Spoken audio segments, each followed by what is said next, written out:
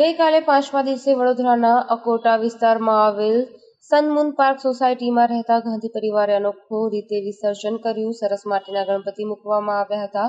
ગઈકાલે બગીચામાં બેસાડીને વિસ્તારમાં નગરયાત્રા કરી હતી. ઢોલ નગારા સાથે ગરબાની પણ રમઝટ કરી હતી. ઘર આંગણે વિસર્જન કરવામાં આવ્યું હતું. ગણપતિ બાપા મોરયા, આવતા વર્ષે જલ્દી આવજો ના નારા લગાવ્યા હતા. અમે અકોટા વિસ્તારમાં આવ્યા છે. સનમૂન પાર્કમાં મારી બહેનને ત્યાં અનોખી રીતે એ લોકોએ વિસર્જન કર્યું છે. ઢોલ નગારા, બગી, ઘોડાગાડી અને માટીની મૂર્તિ લાવ્યા છે અને ઘર આંગણે એ લોકોએ વિસર્જન કર્યું છે. 8 વર્ષથી આ લોકો કન્ટિન્યુઅસ આવી રીતે જ વિસર્જન કરે છે. કેવું લાગ્યું આજે વિસર્જન? મસ્ત લાગ્યું અમને. આજે અમે અનોખી રીતે વિસર્જન કર્યું છે. ઢોલ નગારા સાથે અને બગીમાં બેસાડીને આજે વિસર્જન કર્યું છે. અમે 8 વર્ષથી બેસાડીએ છીએ અને અલગ રીતે વિસર્જન કર્યું છે. કઈ રીતના આજે ખાસ કરીને શેમાં લઈ ગયા હતા ગણપતિ?